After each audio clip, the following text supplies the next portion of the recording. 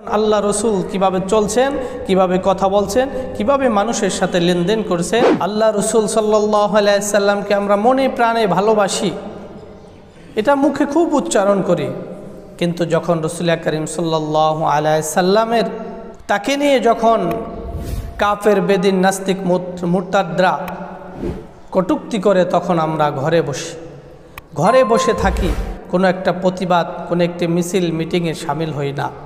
এটা রসুলের ভালোবাসা নয়। হযরত ওমর ফারুক রাদিয়াল্লাহু তাআলা আনহু, আল্লাহ রসুল তাকে জিজ্ঞেস করলেন, ওমর তুমি আমাকে কতটুকু ভালোবাসো? হযরত ওমর রাদিয়াল্লাহু তাআলা আনহু তিনি বললেন, ইয়া রাসূলুল্লাহ, আপনাকে আমি অনেক ভালোবাসি, পৃথিবীর সকল কিছু থেকে ভালোবাসি, কিন্তু আমার নিজের জীবন থেকে নয়। আল্লাহ রসুল বলেন, না ওমর, তুমি এখনো পরিপূর্ণ মুমিন হতে পারো না।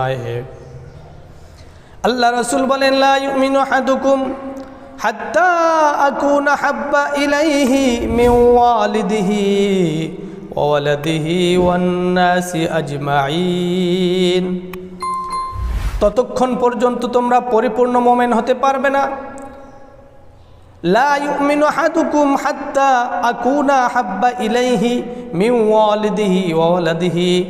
পৃথিবীর সমস্ত কিছু, তোমাদের সন্তান সন্ততি, পিতামাতা, ওয়ান নাস আজমাইন, সকল মানুষ থেকে যতক্ষণ আমি রসুলকে ভালো না বাসতে পারবে, এমনকি নিজের জীবন থেকেও যদি আমি রসুলকে ভালো না বাসতে পারবে, ততক্ষণ পর্যন্ত তুমি মুমিন হতে পারবে না।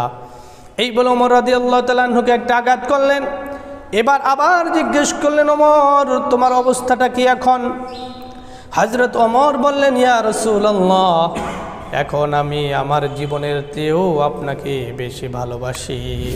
এজন্য মুখে ভালোবাসি শুধু এটা বললে হবে না, তার অনুকরণ করতে হবে।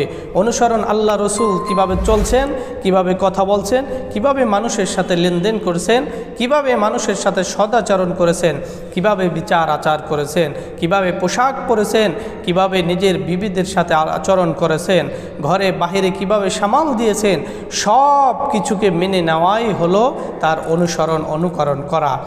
কিন্তু আমরা মুখে বলি, আল্লাহ রসুল আপনাকে আমি অনেক ভালোবাসি, অনেক মহাব্বত করি, কিন্তু তার অনুসরণ করি না। এটা প্রকৃত ভালোবাসা নয়।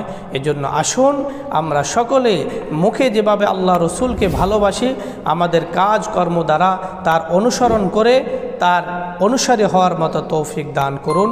আমিন।